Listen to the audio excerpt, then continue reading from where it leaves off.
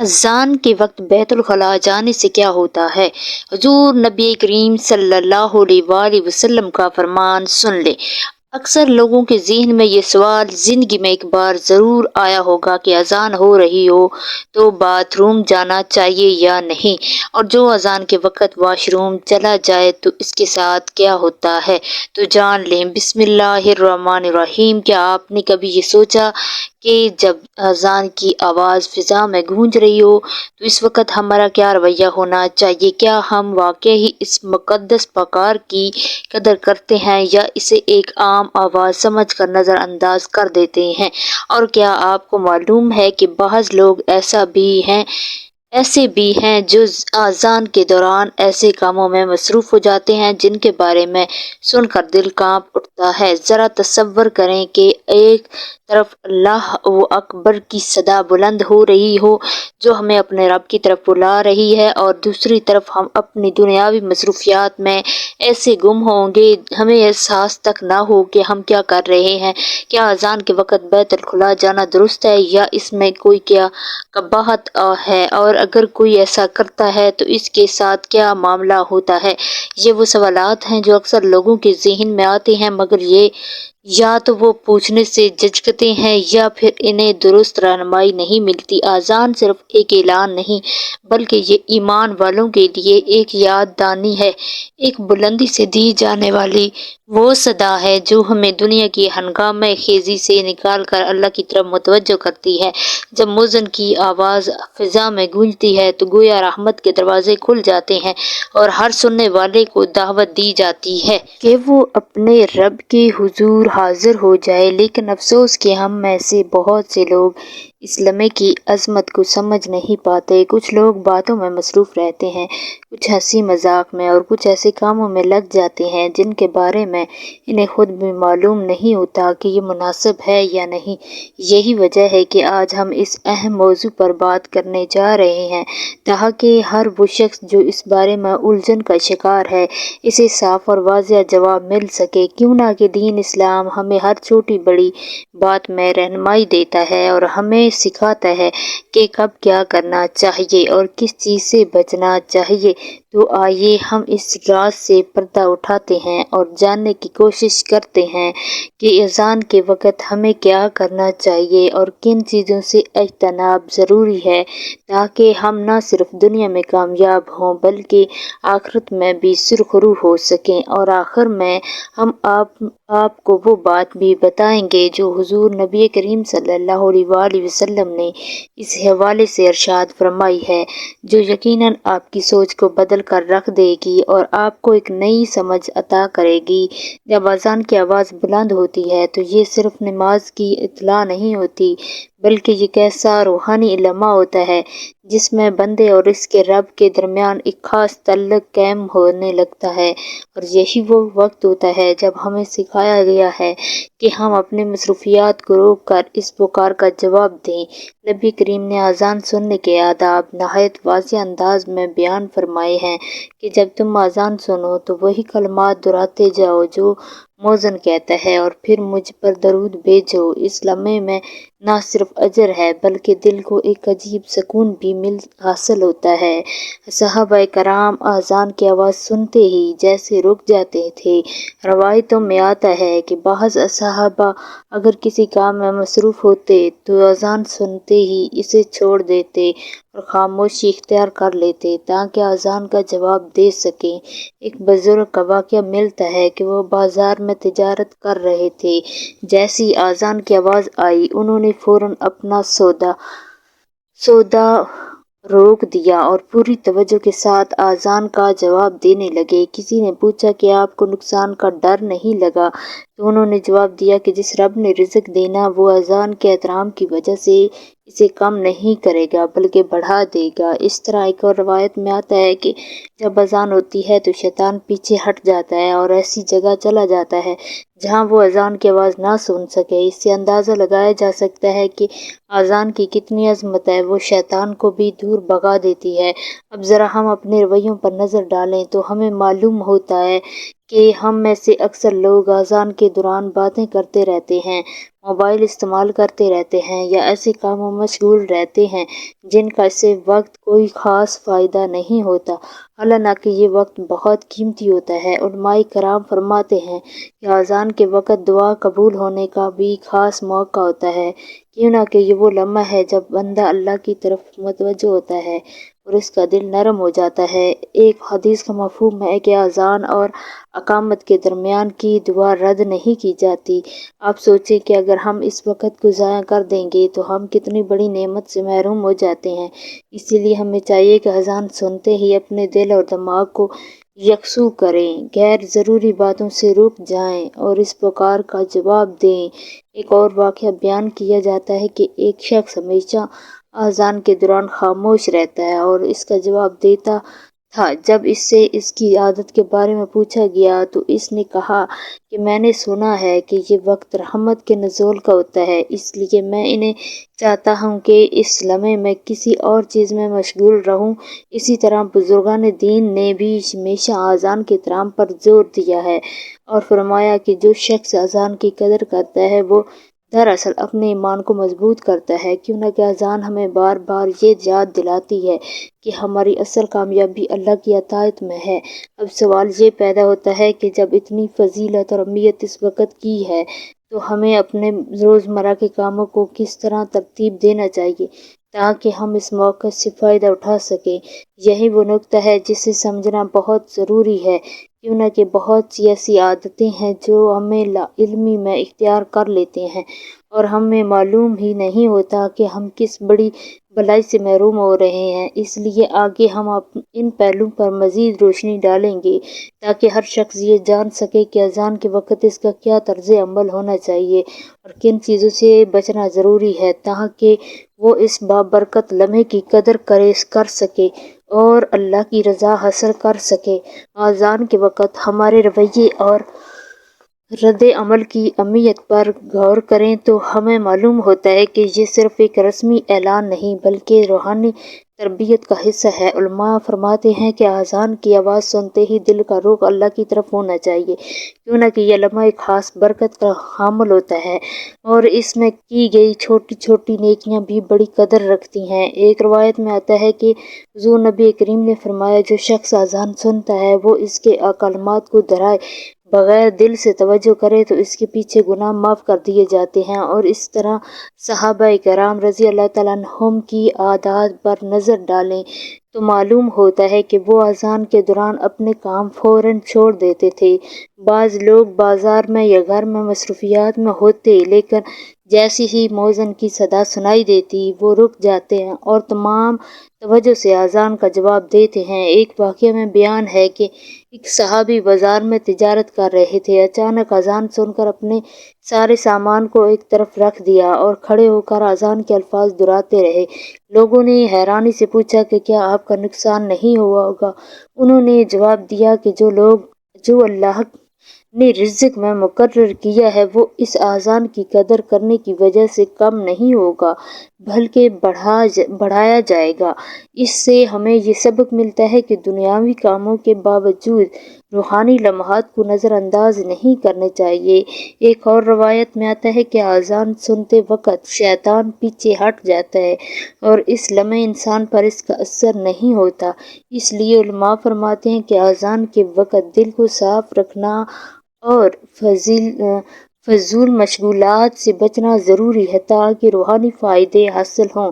ذرا ایک دلچسپ بات یہ بھی ہے کہ بعض لوگ اذان سنتے وقت خاموش رہتے اور دل سے دعا کرتے ہیں۔ اس کا اثر یہ ہوتا ہے کہ دل میں سکون اور اللہ کے قرب کا احساس پیدا ہوتا ہے۔ ایک بزرگ نے فرمایا کہ میں اذان کے دوران کبھی بھی کسی کام میں مشغول نہیں ہوتا، کیوں نہ کہ یہ وقت رحمت کے نزول اور دعا کے قبول ہونے کا لمحہ ہوتا ہے۔ اس لیے ہمیں چاہیے کہ اذان کے دوران مکمل توجہ اور خاموشی اختیار کریں۔ علماء نے اس بات پر بھی زور دیا کہ جو شخص اذان کی قدر کرتا ہے اور اس کے دوران غیر ضروری کاموں سے بچتا ہے، اس کا ایمان مضبوط ہوتا ہے اور اس کی روحانی طاقت میں اضافہ ہوتا ہے۔ یہاں یہ سوال پیدا ہوتا ہے کہ اگر کوئی شخص اچانک اذان کے وقت بیت الخلاء جانا چاہے تو اس کی کیا صورت ہوگی؟ اس پہلو کو سمجھنا بہت ہی ضروری ہے، کیونکہ بعض لوگ اس پر لا علمی یا غلط فہمی کی وجہ سے الجھن میں رہتے ہیں۔ اس لیے ہم واضح طور پر بیان کریں گے کہ نبی کریم صلی اللہ علیہ وآلہ وسلم نے اس بارے میں کیا ارشاد فرمایا اور ہمیں کس طرح اپنی عادات درست کرنی چاہیے تاکہ ہم نہ صرف دنیا میں کامیاب ہوئیں بلکہ آخرت میں بھی محفوظ رہیں۔ اس کے ساتھ ساتھ ہم دیکھیں گے کہ یہ چھوٹا سا رویہ کس طرح بڑے نتائج پیدا کر سکتا ہے اور کس طرح ہم اپنی زندگی میں اللہ کی رضا اور روحانی سکون حاصل کر سکتے ہیں۔ لہٰذا اس سبق کو دل میں بٹھائیں اور آگے کے حصے میں ہم اصل مسئلے پر تفصیل سے روشنی ڈالیں تاکہ ہر شخص یہ جان سکے کہ اذان کے وقت بیت الخلاء جانا کیسا ہے اور اس کے ساتھ کیا تعلق پیدا ہوتا ہے۔ اذان کے وقت بیت الخلاء جانے کے مسائل پر غور کریں تو سب سے پہلا یہ سمجھنا ضروری ہے کہ اذان اللہ کی طرف بلانے والی مقدس پکار ہے اور اس وقت اذان کے دل میں خشوع اور توجہ پیدا ہونا چاہیے۔ علماء کرام فرماتے ہیں کہ اذان سنتے ہی بندے کا دھیان دنیاوی کاموں سے ہٹ کر اللہ کی طرف ہونا چاہیے تاکہ اس لمحے کی روحانی برکت سے مستفید ہو۔ اب سوال پیدا ہوتا ہے کہ اگر اچانک حاجت محسوس ہو تو کیا کرنا چاہیے؟ دینی رہنماؤں کا اجماع یہ ہے کہ اگر اذان کی طبیعت اجازت نہ دے اور حاجت عاجل ہو تو اس کے لیے بیت الخلاء جانا جائز ہے، لیکن ساتھ میں احتیاط یہ ہے کہ اس وقت اذان کے کلمات کی اہمیت اور احترام برقرار رکھا جائے۔ بعض بزرگان دین نے فرمایا کہ ایسا کرنے والا شخص شرعی طور پر قصوروار نہیں ہوتا، کیونکہ انسانی فطرت میں حاجت کا ہونا لازمی ہے، لیکن اس میں نیت صاف اور دل میں خشوع ہونا بہت ضروری ہے۔ یہاں ایک واقعہ بھی بیان کیا جاتا ہے کہ ایک صحابی رضی اللہ تعالیٰ عنہ اذان کے دوران اچانک طبیعت کی وجہ سے بیت الخلاء گئے۔ واپس آ کر انہوں نے اذان کے الفاظ دہرائے اور دل سے جواب دیا۔ اس پر حضور نبی کریم صلی اللہ علیہ وسلم نے اس کے عمل پر کسی ملامت کا اظہار نہیں کیا، بلکہ ہمیں یہ سمجھایا گیا کہ نیت کی خلوصیت موجود تھی۔ اس طرح علماء فرماتے ہیں کہ اگر کسی شخص کو اذان کے دوران جانا پڑے تو بہتر ہے کہ وہ جلدی سے اپنی حاجت پوری کرے اور فوراً واپس آ کر اذان کے باقی الفاظ پڑھ لے تاکہ اذان کی روحانیت سے محروم نہ ہو۔ اس ضمن میں ایک حدیث بھی ہے کہ حضور نے فرمایا کہ جب اذان ہو تو رک جاؤ، اگر حاجت عاجل ہو تو جا کر فوراً واپس آ جاؤ اور پھر اذان کے کلمات دہراؤ۔ اس سے یہ سبق ملتا ہے کہ دین اسلام نے انسانی فطرت کا خیال رکھتے ہوئے قواعد وضع کیے ہیں تاکہ عبادت اور حاجت دونوں کا توازن قائم رہے۔ اس لیے ہمیں چاہیے کہ ہم اذان کے دوران اپنے اعمال کا خیال رکھیں، غیر ضروری مشغلات سے گریز کریں اور اگر حاجت عاجل ہو تو نیت خالص رکھ کر بیت الخلاء جائیں، پھر واپس آ کر اذان کے کلمات کو دہرائیں۔ اس طرح نہ صرف ادب اور احترام برقرار رہتا ہے بلکہ روحانی فائدے بھی حاصل ہوتے ہیں۔ یہ عمل ہمیں یہ بھی سکھاتا ہے کہ دینی اصول میں نرمی اور حکمت دونوں موجود ہیں، کیونکہ اسلام نے ہر معاملے میں انسان کی ضروریات اور حالات کا خیال رکھا ہے۔ اس لیے ہمیں چاہیے کہ ہم ہر عمل میں خشوع اور نیت کی پاکیزگی کو مد نظر رکھیں اور اپنے رویے کو اس طرح ترتیب دیں کہ نہ صرف خود مستفید ہو بلکہ دوسروں کے لیے بھی ایک مثال قائم کریں۔ اس طرح چھوٹے چھوٹے اقدامات جیسے کہ بیت الخلاء جانے کے بعد فوراً اذان کے الفاظ دہرانا ہمیں یہ سکھاتے ہیں کہ زندگی کے چھوٹے لمحات میں بھی اللہ کی رضا حاصل کی جا سکتی ہے۔ لہٰذا اذان کے وقت بیت الخلاء جانا اگر ضروری ہو تو جائز ہے، مگر اس کے ساتھ ادب، نیت اور توجہ برقرار رکھنا لازمی ہے تاکہ ہم اس بابرکت موقع سے محروم نہ ہوں اور روحانی سکون کے ساتھ اللہ کے قریب ہوں۔ اب ہم اصل نقطہ پر پہنچتے ہیں جو ہر مومن کے لیے نہایت اہم ہے۔ حضور نبی کریم نے اذان کے وقت، رویہ اور عمل کے بارے میں واضح ارشاد فرمایا کہ جب اذان ہو تو رک جاؤ اور اپنی توجہ اللہ کی طرف مرکوز کرو۔ اگر اچانک حاجت محسوس ہو تو فوراً بیت الخلاء جاؤ اور واپس آ کر اذان کے کلمات دہراؤ۔ اس سے یہ سبق ملتا ہے کہ دین اسلام میں انسانی ضروریات کا بھی لحاظ رکھا گیا ہے اور عبادت کا احترام بھی لازم ہے۔ اگر حدیث میں آتا ہے کہ جو شخص اذان سنتا ہے اور دل سے جواب دیتا ہے تو اس کے پچھلے گناہ معاف کر دیے جاتے ہیں، یہ ہمیں بتاتا ہے کہ ہم صرف آواز سننا کافی نہیں بلکہ دل کی توجہ اور نیت کی خلوصیت بھی ضروری ہے۔ اس طرح صحابہ کرام کی عادت سے بھی ہمیں سبق ملتا ہے۔ وہ اذان سنتے ہی اپنے کام روک دیتے، خاموش ہو جاتے اور پورے دل سے اذان کا جواب دیتے۔ اگر کسی کو اچانک حاجت پیش آ جاتی تو فوراً بیت الخلاء جاتے اور واپس آ کر کلمات دہراتے۔ اس عمل میں نہ صرف ادب اور احترام ہے بلکہ روحانی فائدے بھی شامل ہیں۔ یہ ہمیں یہ سمجھاتا ہے کہ چھوٹے چھوٹے رویے بھی ایمان کو مضبوط کرتے ہیں اور اللہ کے قریب لے جاتے ہیں۔ آج بھی ہمیں چاہیے کہ ہم اسی اصول کو اپنائیں، اذان سنتے ہی غیر ضروری کام چھوڑ دیں، موبائل یا گفتگو سے رک جائیں اور دل سے جواب دیں۔ اگر حاجت عاجل ہو تو نیت خالص رکھ کر فوراً بیت الخلاء جائیں اور واپس آ کر کلمات دہرائیں۔ اس طرح نہ صرف عبادت مکمل ہوگی بلکہ روحانی سکون اور اللہ کی رضا بھی حاصل ہوگی۔ بزرگان دین ہمیشہ اس بات پر زور دیتے تھے کہ ہر لمحہ اللہ کی طرف متوجہ رہنا ضروری ہے اور اذان کے دوران ہر قسم کی غفلت سے بچنا چاہیے۔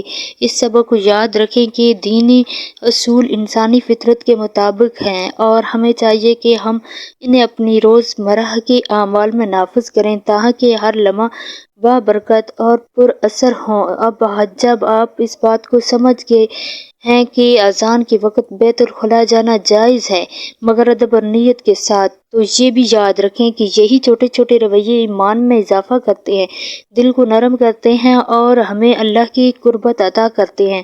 لہٰذا ہر اذان کے موقع پر اپنے اعمال، نیت اور ادب کو سامنے رکھیں، فوراً حاجت پوری کریں، اگر ضروری ہو واپس آ کر کلمات دہرائیں اور ہمیشہ یاد رکھیں کہ اذان کی برکت کو نظر انداز نہ کریں کیونکہ یہ ہمیں دنیا اور آخرت دونوں میں فائدہ پہنچاتی ہے۔ اس کے ساتھ ہمیں اپنی زندگی کے چھوٹے چھوٹے لمحوں کو بھی بابرکت بنا سکتے ہیں، دل کو اللہ کی طرف مرکوز کر کے ہر عمل میں خشوع اور خلوص اختیار کر سکتے ہیں اور ہر موقع پر دین کی رہنمائی پر عمل کر کے ہم نہ صرف اپنی روحانی زندگی مضبوط کر سکتے ہیں بلکہ دوسروں کے لیے بھی مثال قائم کر سکتے ہیں۔ یہی وہ نصیحت ہے جو حضور نبی کریم کے فرمان سے حاصل ہوتی ہے اور جسے اپنا ہر مومن کے لیے باعث فلاح ہے۔ اللہ تعالی ہم سب کو ہر لمحہ اپنی عبادت میں خشوع اور توجہ عطا فرمائے، ہمارے دلوں کو نرم کرے اور ہمیں اذان کے ہر لمحے کی برکت سے مستفید ہونے والا بنائے۔ اے اللہ، ہماری نیتیں صاف رکھ، ہمارے اعمال میں خلوص ڈال اور ہمیں ہر وقت تیرے قریب رہنے کی توفیق دے۔ ہمیں چھوٹے چھوٹے اعمال کی اہمیت سمجھنے والا بنا دے تاکہ دنیا اور آخرت میں کامیابی حاصل ہو۔ یا رب، ہمیں غیر ضروری مشغولیات سے بچا اور ہر بابرکت لمحے کا صحیح استعمال کرنے والا بنا۔ ہر اذان سنتے وقت دل کو تیری یاد میں مشغول رہنے والا اور ہر عمل میں تیرے احکام کے مطابق چلنے والا بنا۔ اے اللہ، ہمیں اپنی رحمت اور مغفرت سے مال فرما، ہمارے گناہوں کو معاف فرما اور ہمارے ایمان کو مضبوط فرما تاکہ ہم نہ صرف خود فائدہ حاصل کریں بلکہ دوسروں کے لیے بھی روشنی کا سبب بنے۔ یا رب، ہمیں اپنے اعمال، نیت اور ادب کے ساتھ زندگی گزارنے کی توفیق دے اور ہر لمحے کو تیرے قرب اور رضا کے لیے وقف کرنے والا بنا دے، آمین۔